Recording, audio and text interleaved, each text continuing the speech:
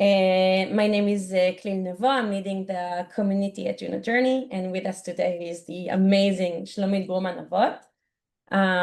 And I'll just give like a very short opening before we actually dive into our session, which is really one of the most interesting topics, I think, on everyone's mind today, the AI transformation. How do we lead the future of HR and L&D with AI in our organizations?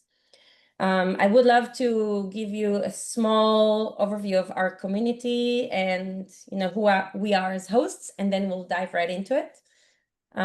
So I'll start if it wants. Okay, perfect. So the Learning Table community powered by Juno Journey is a L&D, HR, and talent development community that I had the pleasure of building, leading, and being part of in the past year and a half.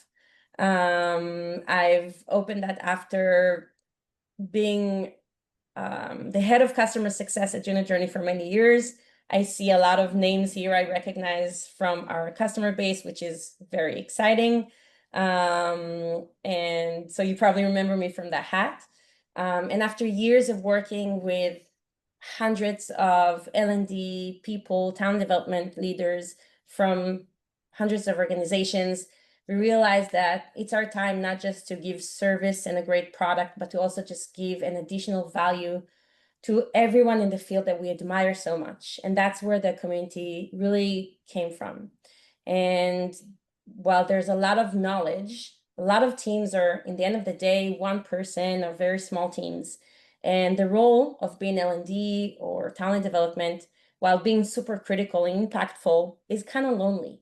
And the idea of our community was to make sure that no one goes through that alone, that we always have people to go to learn from, to reach out to, that we feel comfortable and part of something bigger than us, people who share the same experiences. And that's really what we do. So how we do it, very shortly. One is our expert-led sessions. You are currently in one of them. This is our first EMEA time type of event. Mostly it's in Eastern time, and we're excited to start focusing also on the European time zone as well, bringing in experts who can speak about the subjects that our community members say is the top of mind for them, the biggest challenges, and how we can tackle them together. The second thing is our networking events. Again, mostly in the US, but I promise we're going to do more and more in Europe as well, bringing in people together over great food, great drinks, great conversation, just creating that networking opportunity that is very hard to find. And of course, professional matchmaking, because that's what community is really all about. I'll probably invite you all if you want to jump on a call. Tell me more who and what can support you, and I would love to make some professional intros. I think there are some people here who can speak about that as well, and I'll be excited to get to know more of you and see how this massive network can support and help you on a personal level. And I've practiced this. I'm going to do it in 1 minute, where I'm going to talk about who the hell Juno Journey is. Again, we have people here who know who we are and dear customers of ours. So really 1 minute, because it's not about us at all. You can time me also if you want, and then we're moving on. So who we are. From day one, Juno's been focusing on helping L&D, talent development, people professionals really help others in their organizations be better at their job. And not because they don't know how to, just because they don't have the bandwidth and the time to do so. Because everyone wants a piece of us. Everyone needs just one more small thing from us. And instead of focusing on what matters, we deliver because we're awesome. And that's where we came up with our L&D agents. So we provide you with a team of our JJ, wow, Jade and Jasmine, Jeremy and Gemma, JJ L&D AI agents that are really here to take the heavy lift off your hands, making sure you can focus on what matters, and making sure everyone gets what they need when they need it. We do that with two main models, the Juno Training, which is an AI-powered LMS, which I can promise you is not like no other LMS you've seen before, and the Juno Growth. which is a goal-driven LXP platform, really moving the attention from just learning to goal-driven learning. If anyone wants to hear more about that, that will happen in another day. That's it. Now, how was my timing? Good, Shlomit? It was perfect. You did a very good job. Thank you. I expect feedback. Congratulations. Now let's talk about what we're really here to talk about. AI transformation leading the future of HR.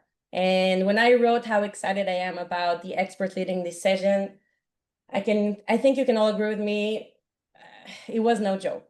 Shlomit, she can introduce herself as well, but a transformational leader with 25 years of global experience across every type of organization you can imagine, tech, banking, customer tech, SaaS, really everything you can imagine. She's been there, and currently as a senior advisor, she's supporting organizations through operational model design, AI transformation, and people and culture. So really, I thought there's no one better to take us through this conversation.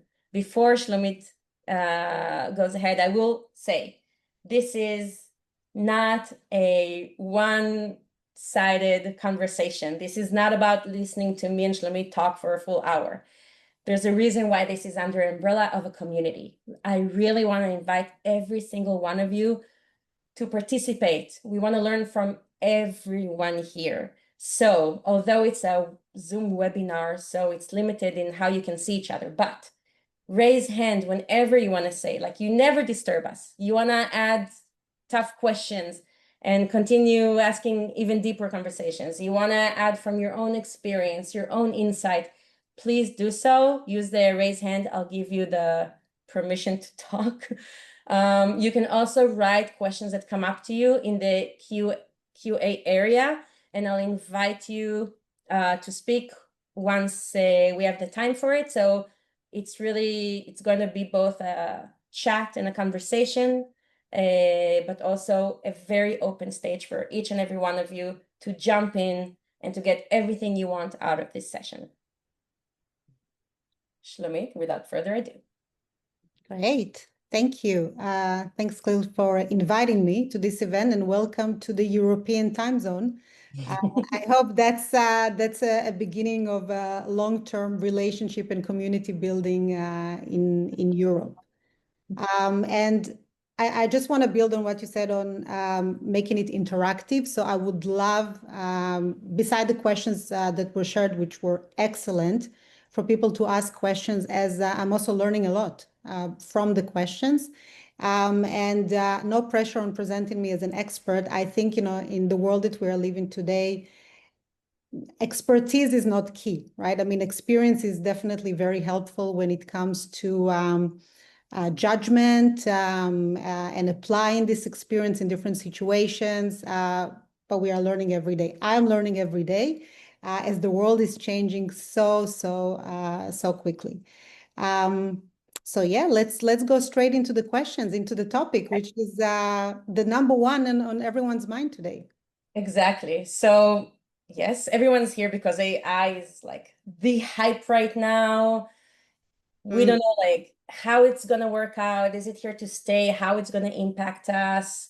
How do we really support transformations? So I'm going to start with like the number one question a lot of participants wrote in their registration form, which is, where do we even start?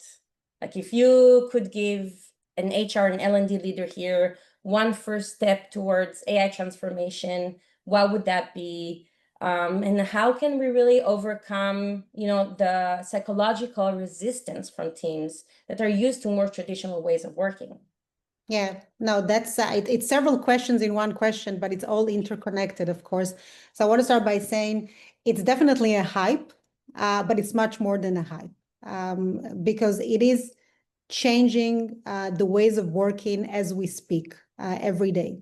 So I think first we really need to take it very, very seriously, because if you look at what agents perform and what they transform, we don't even know what's going to happen in 6 months' time.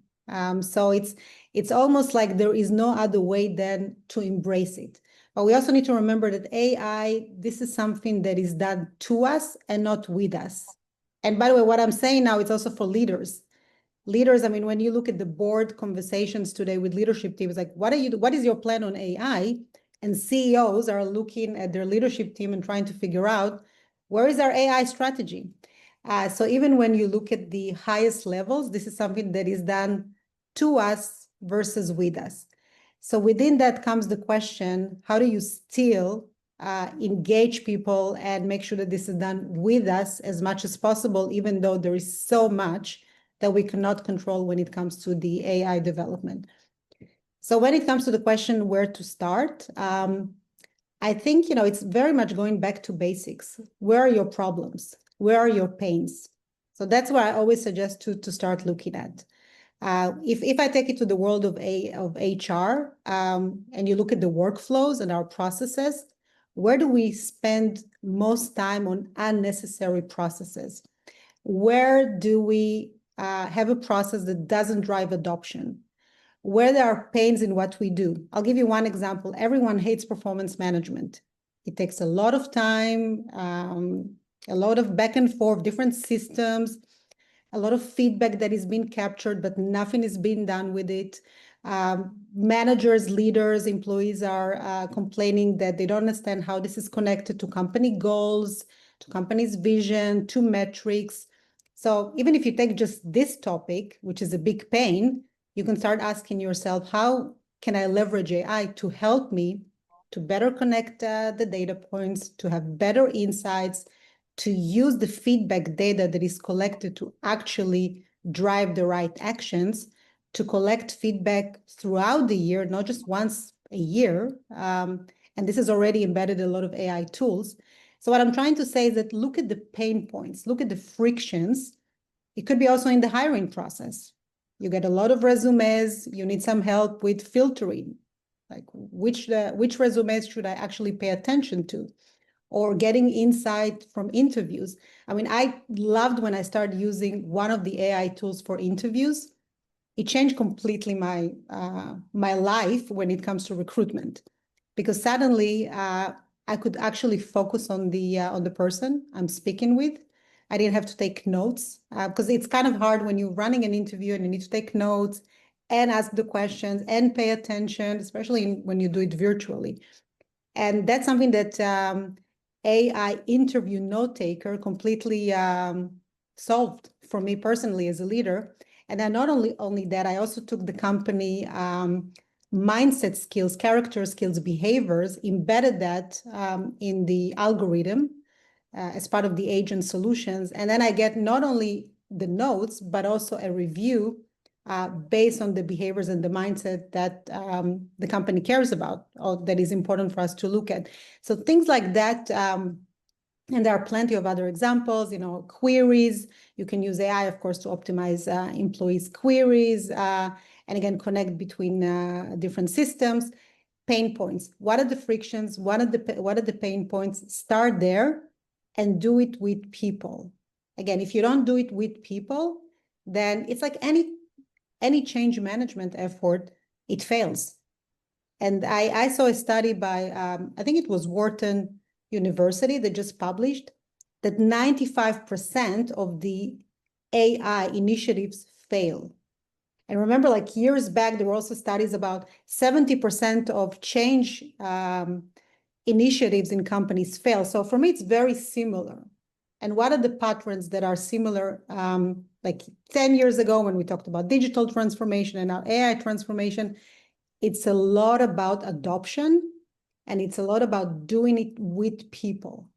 So of course, the top is setting the strategy, but at the end, you really have to embed, especially AI, into workflows, pain points, start small, experiment, don't try to boil the ocean, focus on few specific pilots, experiments that you can actually scale, and then make sure that it's very well connected with your data. Because like otherwise you completely lose it. So that's kind of just few thoughts on where to start. I would start small and I would focus on pain points. Okay, amazing. I'll just remind everyone that if anyone has a follow-up question or wants to add anything to it, feel free to do it in the chat, in the Q&A, or just raise hand. I'm here. So you mentioned the subject in the end of like the data and everything. And let's talk about it, because there is a big expectation gap between like the ROI leaders expect to see, and yet in the end of the day, HRs and L&Ds are still experimenting with everything. We're still trying to see like what can be done and how. And again, everyone's here because they feel like there is a gap between how much of a hype this is and reality. So what are the maybe practical, more proven use cases that you have seen so far where AI and HR, L&D, or talent development really got value that was clear enough to be shown? Any examples you have of like effective impact and usage on processes that are on all of our minds, whether it can be performance, engagement, onboarding, whatever, that maybe we can learn from? Yeah, absolutely. So I think first it's really, and I think we're going to speak about it more, but a lot of the success of AI transformation is down to, or AI implementations is down to tolerance to experimenting and tolerance to failure. Because you might experiment many times and fail, and you're going to have some data out of it and you need to learn. So it's almost like the user-centric approach. You put the employee in the center, the people product as any product, and you constantly need to gather input, gather feedback, learn from what you implement, and then you either kill it or you scale it, right? So depending on the result. And I think that should be the thinking that we as HR professionals, we just need to completely embed. It's the product thinking. Everything that we do is like a product. It starts with discovery. You have all the data. You define the problem you're trying to solve, going back to frictions problems. You define the solution. You go to delivery. You have measurements, and then you decide what you want to do further. And it's a loop. It's a loop of discover, define, deliver. I've seen when it comes to specific use cases, and I think I mentioned some of them, recruitment is clearly one where you can make a big difference very quickly. So you can reduce the time to hire by 50 to 80% by being much more precise on the candidates, the resumes, the interview notes, the interview outcomes, etc. Now, it is still an intervention. It's important to remember. So whatever AI that you embed, it's an augmentation. I mean, it cannot be AI alone runs. Some processes can be run by an agent, but at the end you need to think, okay, what is the experience I'm building for people? So how do I bring these things together? So specifically on recruitment, I saw the difference. Operations, clearly an area, because that's work that you can just let go, like the transactional work, the queries, creating an agent to respond to employees' questions, especially the repeatable one. You don't need to spend time on that. That's not the added value work. Plus, it's not the work that people enjoy doing. So you can certainly leverage AI to free up this work. Another excellent use case that I saw is on data. And this is actually where, because there is this conversation about the build or buy. I think it's the recommendation is more, also from what I've seen, is more to buy than to build, because you get more leverage from systems that embedded AI have the experience of many other customers. But there are already tools where they're not only giving you data online, they give you a lot of the right insight. And then you connect it, because people analytics is all about the business. You connect it to real business problems. For example, you have attrition in a certain place, immediate insight as to why there is attrition. What is the impact on revenue? What is the action that you need to take to solve it, etc.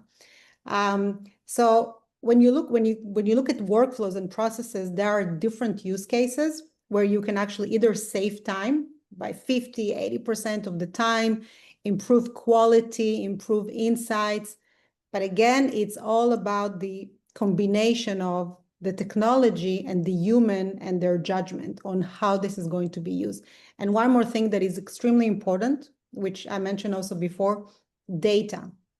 I mean, there is a big risk of what is called shadow AI. the fact of the matter that most people use today AI in some shape or form. They might go to ChatGPT or another tool to get insights, to go through documents. It's almost like it's very helpful. It's great if you can encourage people to use that, but it doesn't capture anything. So really what you want to do mostly in an organization is to build AI or use AI that is connected internally and learn your context, the context of the company, because that's when you get the best and the most out of AI. That's very cool. There is actually a great question here by Sarah that I want to allow her to ask because it's connected to what you said. But I will just say that a lot of what you said resonated for me, like with the process from the side of basically a tool that tries to do what you mentioned. So first, like I think everything that we kind of tried to build was very focused on like the pain point. So agent that builds content for you, because creating content takes a lot of time, and enablement processes, or finding the right information at the right time was a pain point that employees felt. So that's how we kind of focused on like what the agents should be able to do. So the time is definitely a big one, and we've done that only because that's what we heard are the pain points, both from customers and our community. And on the other side, the quality, which I really like, connects for me with personalization, which I think is also something that is almost impossible in terms of time consumption. Like there is no way you can build a full personalized experience at a level that's accurate enough and with a value, like with a type of quality that's good enough to really make people be engaged with. So that was another kind of pain point where we tried to connect AI with. So that really resonated for me in a very... I love the personalization aspect, and that's very much connected to the context of the company. The more you are embedded internally, the more you can be targeted and personalized to the people that you have in the organization, going back to this user-centric approach. Exactly. Okay, Sarah, so I'm gonna give you permission to talk. I feel like a teacher because you're such a great question, but I would love for you to share it with everyone. So go ahead, Sarah. Hi, Sarah. Hi, I don't know if you can hear me now. Yeah. Feel free to amazing. Oh, I don't know if I can. I don't know if I'm allowed to do that, but I'm here. I'm listening. And my question was, I think that there's like kind of understanding about the time saving potential that AI could give different people, team functions. But I think one thing that I've been asked by my boss to kind of start thinking about is how we can translate that into cost saving, because obviously the time is money and people are kind of able to streamline and become a bit more strategic in their thinking, but how can we try and translate that to where we should focus on, and like what the time saving potential could, or the cost saving potential could be with that support from AI. Yeah, no, it's a great point. And it goes back to so I'll start macro and then I will address the question. It comes back to the point of, is AI going to take away jobs? There is a lot of conversations around that, and companies they're not saying it explicitly. Yes, they're talking about optimization, specifically more process optimization, but they are not talking about cuts because of AI. In reality, especially when you read like about big companies, like ServiceNow came out with this recently, declaring that they're going to save 100 million next year in cost from embedding AI. IBM cut a lot of jobs, including in the HR space, saying because of AI. So it is happening. More and more. And the reality is also, I think we have to face reality that jobs are going to go away. They're going to go away. And some jobs are going to go away. Some jobs are going to transform. And I think what AI exposes mostly are unnecessary processes. So a lot of work that people spend time on that actually either we should stop doing or AI can do better, quicker, with more quality work. And that's okay. It's good because some of it is like we didn't want to do. So when it comes to time saving, I think it really starts with redesigning work. The way I'm thinking about it right now, and that's one of the problems I'm also solving now for one company that I'm working with, is looking at the operating model. So it's not just about, yeah, I mean, you have use cases, specific use cases, looking at specific functions like HR operations or recruitment, etc., and see how you can improve productivity. And then if you look at the organizational level, how do we redesign work, generally speaking? So redefining the work, or the work that needs to be done, or the job that needs to be done, taking into consideration human and AI. So you have to look at the overall operating model. And what I mean by operating model, how do we serve customers? How do we bring teams together to solve for the customer? So how do you bring sales, product, tech, data, marketing teams together to understand customer problems and solve them as quickly as possible? And you can leverage a lot of AI in those processes, like through insights, through data, of course, data, insights, customer service, so actually solving for customer problems much faster, etc. So you have today use cases in all those areas. We're talking about use cases also in the product world and use cases in the sales world. So you bring all of it together and then you redesign work. As a result of redesigning work, you might end up with a different set of roles in the company, different numbers of roles. Yeah, that could be the result. So I wouldn't use AI for cost cutting. That's what I'm trying to say, I think, in the bottom line. I wouldn't approach it as a cost cutting.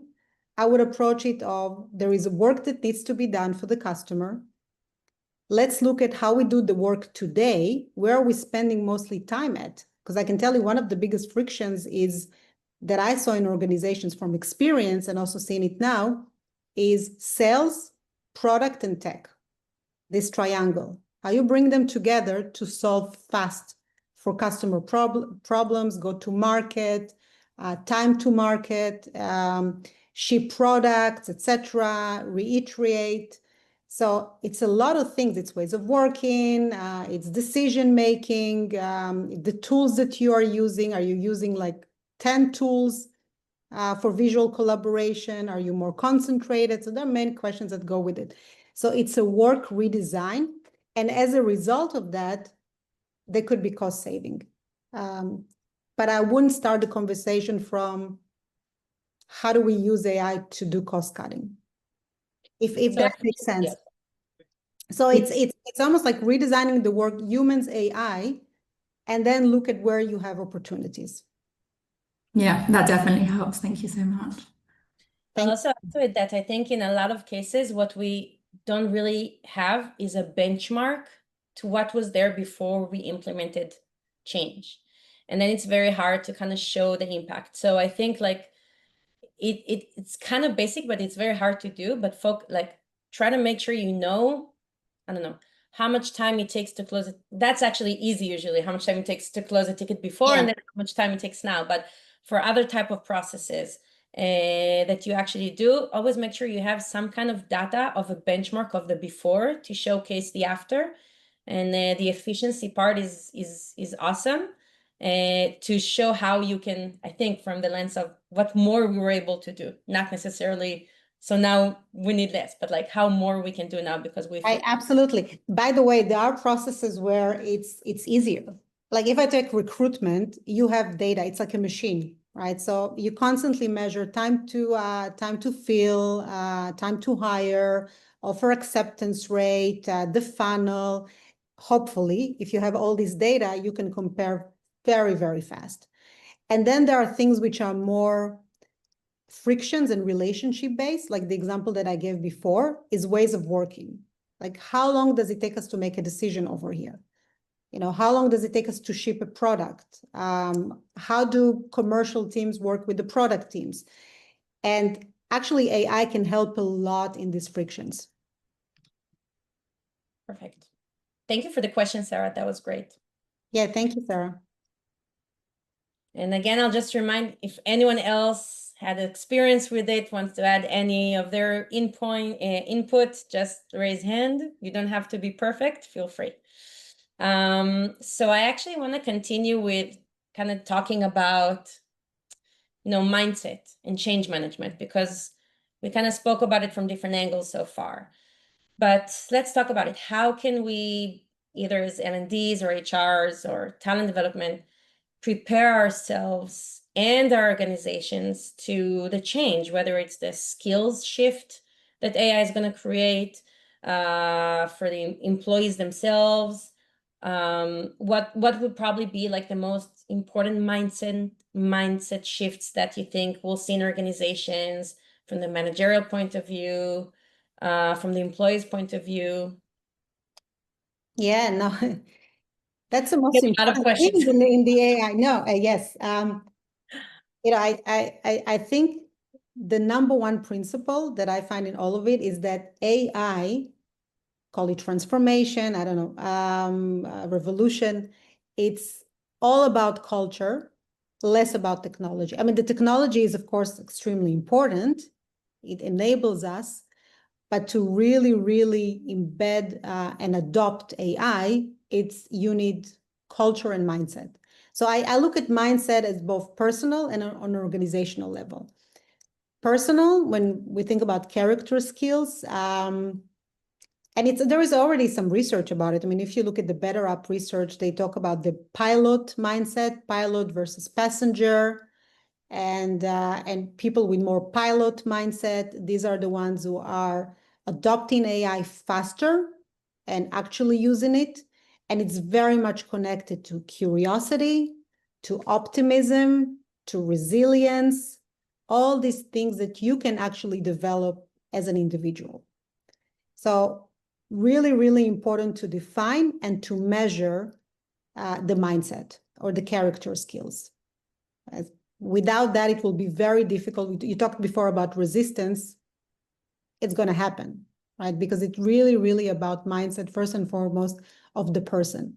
And in the world of AI, you have to think as less as possible as an expert and as much as possible as an explorer. You're much more of an explorer rather than an expert. So you need to keep asking yourself, what I don't know, what can I learn? Experiment, be okay with failing, learn from it, iterate, and move on. Because it's a lot about unknowns, it's a lot about uncertainty, better be done than perfect, etc. So there is the personal mindset. And then there is the organizational mindset.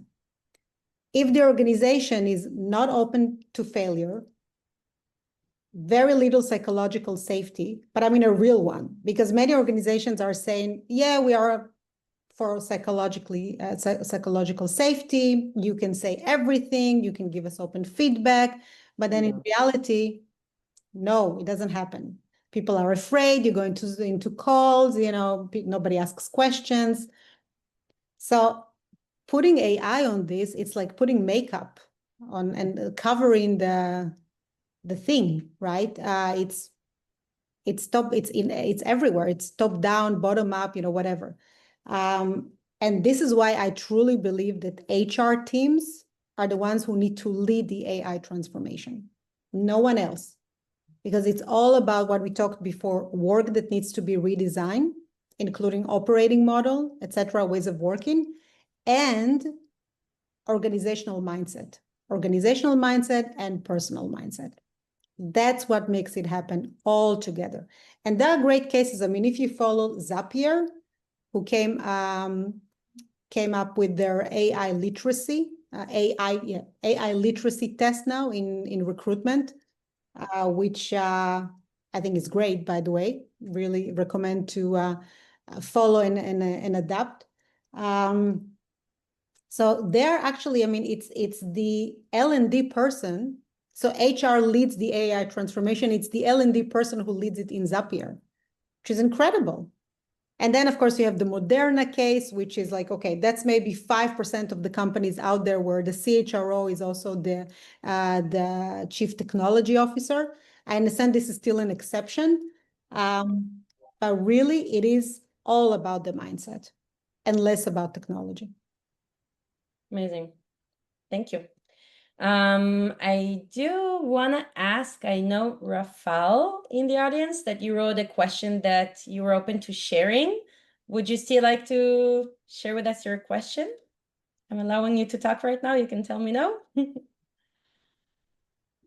But you're muted if you're answering. Hi. Hi, can you hear Hi. me?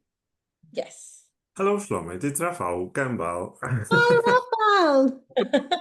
Not fair. We don't know. We We don't know each that. other. Yes, yeah, yeah. We used to work together. Yeah, we used to work together. And great hearing you here in this way. Yes, it's amazing to as well spend some time with you and with the whole community here. Look, I was like, maybe short intro. Like, we are trying to instill a couple of the AI solutions as well within the recruitment, L&D, etc. The company that I'm working for is like mainly Central European based in the commercial road transport. One of the biggest challenges, and you mentioned already something around it, around the mindset shift, etc. For me, would be really great to have your thoughts, and I know some of them, but maybe you have some new ones as well, especially around the adoption in the L&D space. Because as much as people are super curious and they, of course, search, and you don't need to even search, but you have so many of those tools. The biggest struggle that I see across organization here is really like how to ensure that this adoption is here, right? How to use, I don't know, some leaders on around certain tools, etc. But if you were to share like, three of key, I would say like triggers to really like boost the adoption around mainly learning space, what would it be? How we should instill this like, mindset and really like boost it so that people are actually a bit more open, because I still see a bit of resistance there. Yeah, no, it's a big problem. And you're right. I mean, we've been seeing it again and again. You throw a tool on the organization or you implement a tool and then very little adoption. So I'll share a couple of thoughts. So maybe it's not going to be in like 3 bullets, but just a couple of thoughts on this. And this is also related to what some of the things I talked about before. First, and that's something that I learned throughout the years, it's this user-centric approach. So my question would be, how relevant is the tool or anything that you implement? So how relevant it is to the people? So not what we think as HR, but actually solves a real problem. And it was tested, experimented, and piloted with people from the organization. You got feedback, you adapted it based on that feedback, and then you roll it out. I mean, I don't know, maybe yes, but I think that's maybe will not solve the 100% the adoption problem, but it definitely helps a lot. This user-centric, connecting it to real data, real insights, real feedback, and constantly iterate on whatever you implement with the population. So I think this is one thing that I saw helping, and that's something that I learned, because this putting the product mindset, it's not natural to us as HR people. It's we are more used to thinking processes than product. It's a different thinking. So it requires you constantly to iterate on what you are doing. I think it's also important to pilot, experiment, and only scale the things that really work. So it could be, and actually AI provides this opportunity. It's very democratized AI. So you can try several ways or several tools or several processes, I don't know, that you want to implement and see what works and kill what is not working. So it's a lot of experimentation. And I think, and this is again going back to this product thinking, personalization, we talked about it before. It needs to be relevant. If it's not relevant for people, they're not going to use it. Why would they? And that's the thing, I always find it kind of interesting that people are using so many tools every day, but they don't use what the company offers to them. at least not everything. So that means that it's not maybe relevant. It's not the same experience. They want a different experience. And let's face it, we know, and I don't want to name like some HRIS systems, that the experience is awful. You go in, it's like, it looks like, I don't know what, it's like, doesn't match anything from what you are using today as a person. So why would I even want to use it? I guess that's the question. So I think it's a lot about making it just relevant for people and kill what is not working, but kill it fast. Experiment, experiment, experiment. If I can add from to what you say, Rafal, Shlomit and Rafal, is something that is really strong in our mindset. It's kind of funny, but we're learning system, right? But we don't think people like to learn. Okay, probably People they're love too to learn. busy. People love to learn. They'll do it mostly if it's connected to, like, if it will help them reach their goals, if it will help them succeed, if it will help them grow. So they need, like, the why should be very strong, I think, for people. When it's like a mandatory and people are like, hey, go see this system or that system, if they don't understand what's in it for them, they will never adopt it. They're too busy. They have other things on their mind. So I think at least like on our top of mind as a product, we always like our, for example, like development plan is very goal oriented. It's connected to someone's performance goals or immediate goals. And then it's a takeoff on that. That's an example of kind of like one of the ways we took it as a product, at least, but I think it should be on as a state of mind. Why should someone go in and use this system? What's in it for them? Know what's in it for them. That value is really important.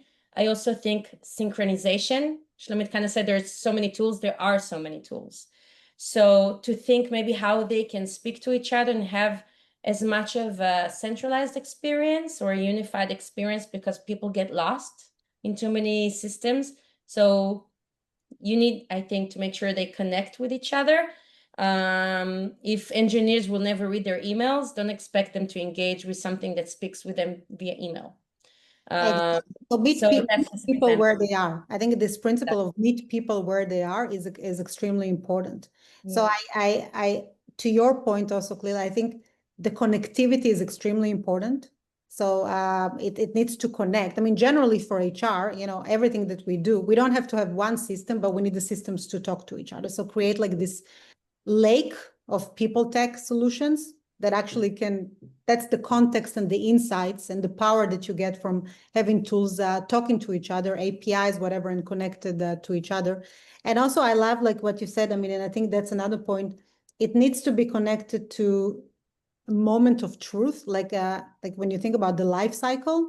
Now it's performance, so there is a proposal for you that is related to performance, right? Or now it's like it's onboarding. You're a new person in the company, so the solution is aimed at onboarding. So make it also relevant to what is top of mind for people right now in what is happening. And I think another thing that came to my mind, also, Rafal, is and we know that also from past experience. We throw a lot of things at the same time on people. They are lost into like the why, to your point, Klil, but also what should I pay attention to right now? There is so much data, there is so much content. Slack, if you use Slack, it's just full of chats and groups and where should I go? And you're right, people don't pay attention to emails anymore. And it's like, we need to make it easier on people. Just make it easier. Less is better. Good? Good, yeah. Thank you, Shlomi. Thanks a lot. Rafa, always happy to connect with you. Yes, let's go. Thank you. I hope this will happen again. Okay, I know I also got a question from Mo. So Mo, I'm gonna give you permission to talk and tell us if you're open to sharing that with everyone. And if not, that's okay as well. Hey, I think you kind of like answered my question already. I was asking about psychological openness to AI transformation. I feel like it happens a lot, specifically in the HR realm, where we have like, you know, these, I don't want to say I'll say it, people that are there for a very, very long time. And it's kind of hard. I'm thinking about myself as an L&D developer. If I would have tried to implement a new tool that potentially could make me or one of my employees lose my job. We kind of talked about it, but I think specifically in the L&D realm, it's a big deal because we have so many instructional designers. This is what they do. You know, they work with like old, I don't want to say old, but you know, kind of like legacy tools that take a lot of time, and AI can really minimize that time. So I think there's a lot of potential to resistance in that area. So as managers, what do we do? And how do we kind of implement those tools that could potentially, you know, replace everything that instructional designers have known until now? Yeah. It's a tough dilemma because on one hand, I think we have to look at the truth or the reality in the eyes, which is jobs are going to go away. They are already transforming and changing as we speak. It can impact ourselves. It can impact people on our teams. And there are two possibilities here, right? I mean, it's either jobs are just going to disappear altogether and nothing will replace it, or jobs are going to transform to something else, more value-add tasks, different tasks, whatever you. And I think it's still to be seen what's going to happen. We don't know. It's very much the unknown. It's very much uncertain. This is why I'm going back to really what is important is to take care of our own mindset, continuously learn and adapt to this reality because it is just happening. It's out there. And as managers, we also need to be very real with people. So I'm thinking about it also in the space of like specifically the tools that are coming to our team members. It's first what I spoke about before, it's augmentation. So think about how do you bring the human and the AI together to solve maybe for a new problem? There's so many problems to solve, right? I don't know, maybe we just need the new problem. Or the company has challenges that we can now tackle differently. So think with the team on, there is a tool, there is the person, how can we bring it together to create something new and remove what was done before from the human if AI can do it better? Maybe the insight that you now get is going to create something like a new product. I don't know. So look for this augmentation. Talk a lot about mindset with people and really, and you can develop it. So make sure that people are on top of it and continuously learn and do it with people. The resistance comes when you throw something on people and not bringing them along the journey. And that's I think it's a basic change management principle. It's not new, but it definitely gets amplified with AI. Now, will you need to let some people go eventually? Maybe. And I think that's why going back to HR needs to lead this transformation because it's a human transformation. It has a human impact on managers, on leaders, everyone in the organization. And maybe managers need to be equipped with new tools to deal with the situation and communicate differently with people. That's one more challenge that this era is bringing to us. I'm still heard, right? Okay. I think I would actually love to hear if there is anyone here, or maybe from you, Shlomit, if there is anyone that already made that implementation or made any change in the HR L&D realm, and how did it work for you guys? I'd really love to hear something. Let's hear from the audience. Raise hand. Anyone brave enough? Or maybe not yet? Hi, Rafael, go ahead. Oh, I can share a little experiences here. So for example, now we are in an early stage of adoption of the LMS that is actually AI driven as well. And I think the good and positive experience is that actually we try to follow what Shlomit you were saying. that we wanted to really like pilot. We didn't want to go big. We wanted to really like first check how people will adapt and found the use cases that are the most urgent, the most important as well for the business there, and engage with the like SMEs basically there. And actually, what was really a good output is that, you know, as soon as they started to play with the system, they started to see the benefits themselves, right? That they don't need to spend hours and hours on PPTs, PDFs, etc., but actually that the system can create content for them, even based on a Word doc, right? So I think that was a great one, and I think we have lots of learning around that. Again, where the challenge comes is linked with my question: how now to multiply this mindset and find the new use cases that actually people can build on that. So I would just say, like, go slow and very targeted was a bit of a success, and now we are a bit like, you know, putting our brains around how to really scale this into the bigger one.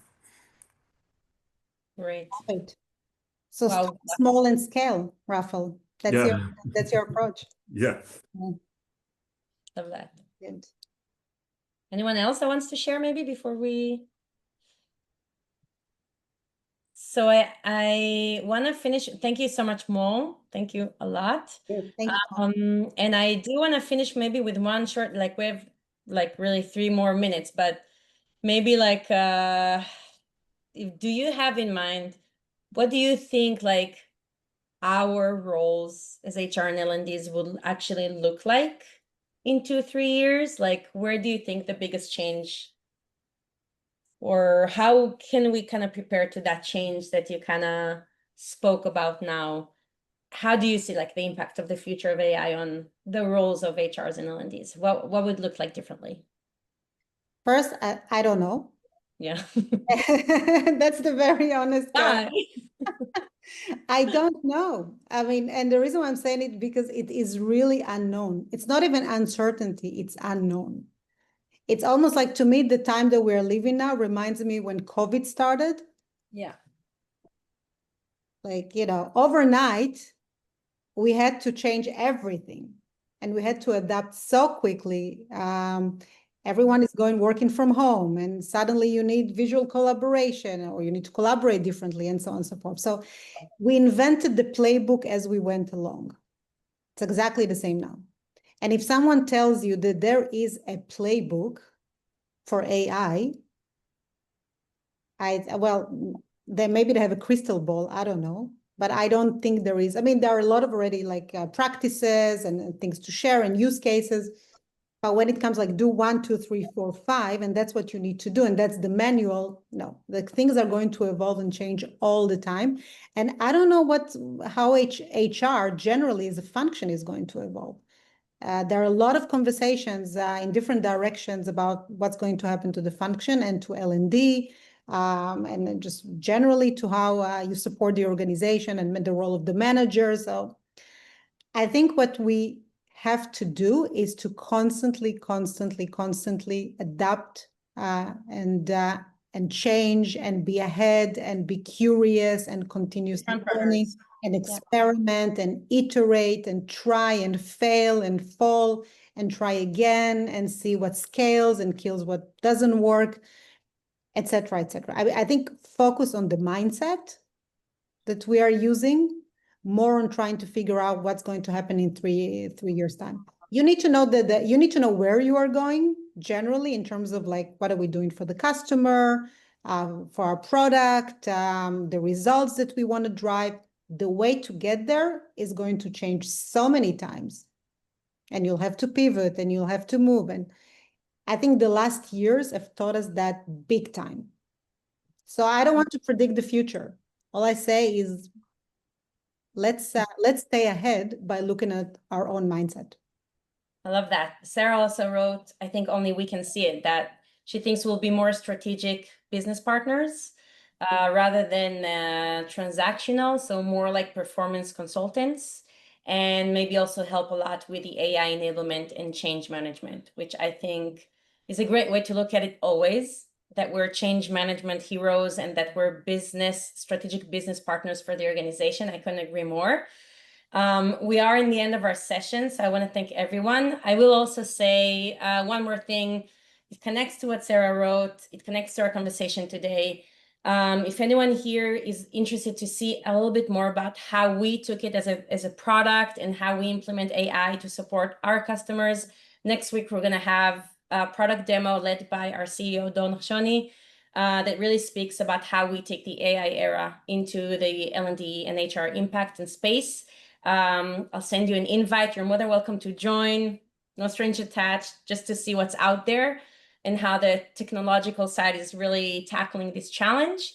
I want to really thank you, Shlomit, for such an interesting and eye-opening session with so much information, so much that you gave us. So really thank you so much. I really appreciate this. We'll send you all the recording and the main summary points.